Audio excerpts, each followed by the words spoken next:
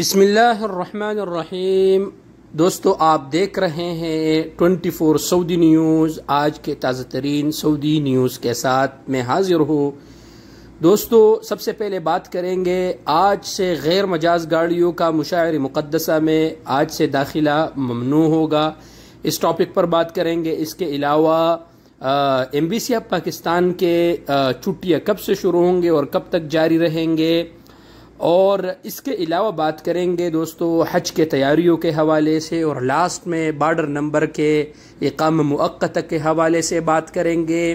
تو ویڈیو کو لاسٹ تک دیکھیے دوستو تاکہ آپ دوست سمجھ سکے، اور اگر آپ دوستوں کا کوئی بھی سوال ہو تو ضرور کمنٹ سیکشن میں آپ پوچھ سکتے ہیں۔ تو آتے ہیں دوستو اپنے پہلے ٹاپک کے طرف۔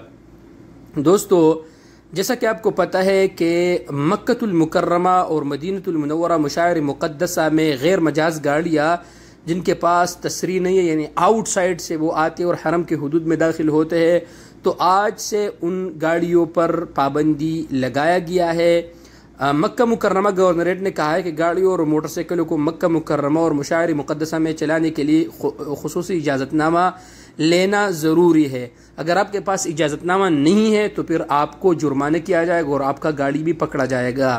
تو ان چیزوں کا خیال رکھیے، کیونکہ حج قریب آ رہا ہے اور حج کی تیاریاں ہے، تاکہ تمام لوگ تکلیف اور زحمت سے بچ سکے۔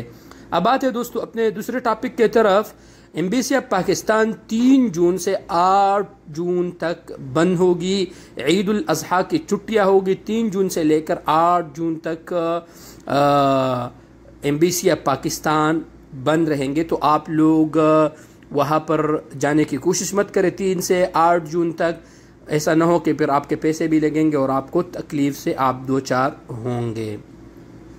دوستو جیسا کہ آپ کو پتہ ہے کہ سعودی وزارت داخلہ کے قیادت میں تمام سعودی سیکیورٹی فورسز نے جو ہے نا اپنے تیاریوں کا میڈیا کے سامنے پیش کیا۔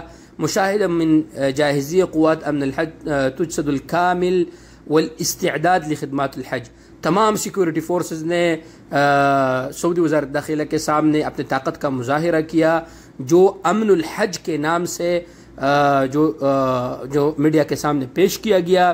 اور یہ تمام جتنے بھی سیکیورٹی فورسز ہے، چاہے جو بھی ہو، دوریات ہو، جو بھی ہو، یہ سب حج سے 4-5 دن پہلے وہ اپنے طاقت کا مظاہرہ کرتے، اور پھر یہ تمام سیکیورٹی فورسز حج کے لیے، حاجیوں کے لیے، حج کے سیکیورٹی کے لیے پھر وہاں پر جاتے ہیں اور اپنے استطاعت کے مطابق اپنے ڈیوٹی پیش کرتے ہیں۔ اب آتے ہیں دوستو اپنے لاسٹ ٹاپک کے طرف۔